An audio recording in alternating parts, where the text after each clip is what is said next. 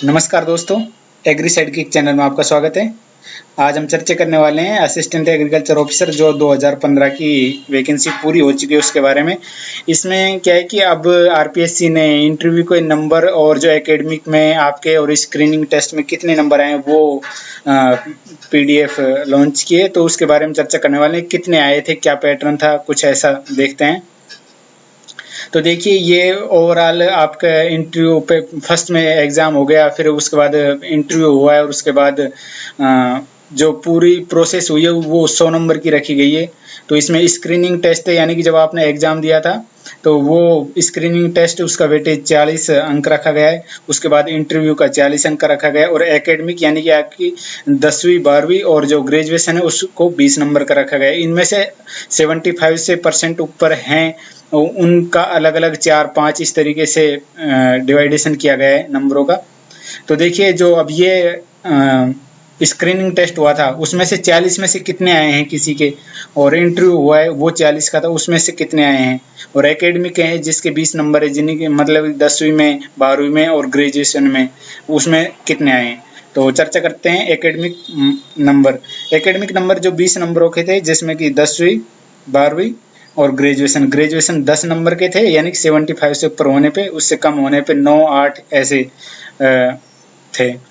और उसके बाद जो इस एग्जाम हुआ है, इस एग्जाम में सबसे ज़्यादा जो नंबर आए हैं वो एकेडमिक में मतलब 20 में से 20 आए, यानी कि 75 से कोई ऊपर वाला बंदा था उसके 20 नंबर आए, यानी कि इसमें चर्चा करने वाले। और लोवेस्ट सबसे कम दिए गए हैं वो 12 नंबर दिए गए हैं।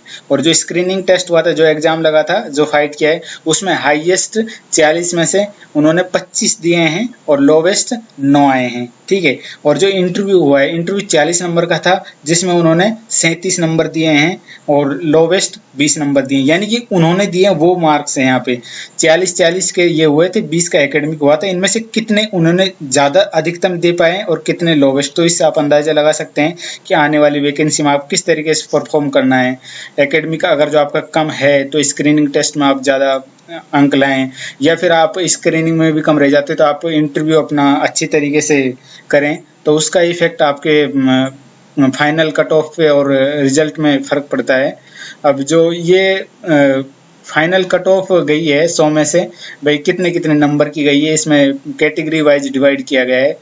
तो final cut off general mail की 67 गई है और जनरल फीमेल की 67 ही गई है, बराबर सी गई है।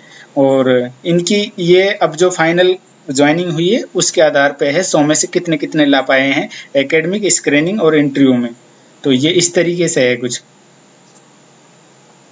जिनमें से ओबीसी मेल की 66 गई है, ओबीसी फीमेल की 65 गई है, एमबीसी मेल की 65 गई है, एमबीसी फीमेल की 52 गई है, एससी मेल की 60 गई है, एससी फीमेल की 60 गई है, और एसटी मेल की 59 गई है। और इसमें से आपको बताते चलें कि जैसे जो एकेडमिक है या लोवेस्ट स्क्रीनिंग में या इंटरव्यू में जो लोवेस्ट आए कम से कम या अधिकतम, उनमें ये विकलांग या दिव्यांग हैं जो अपने फिजिकल हैंडीकैप्ड हैं, उनके भी इसी में ही शामिल हैं उन्होंने जो नंबर दिए।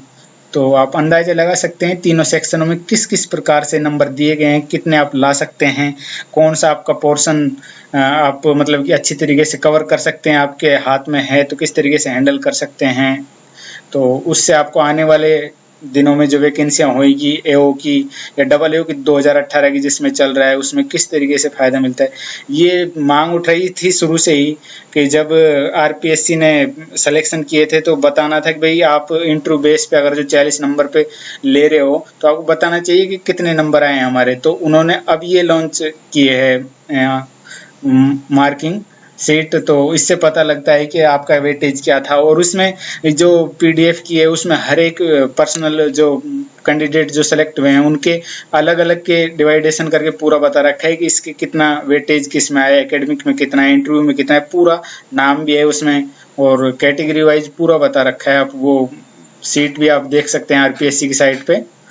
तो इस तरीके से ये इनके बारे में इंफॉर्मेशन थी।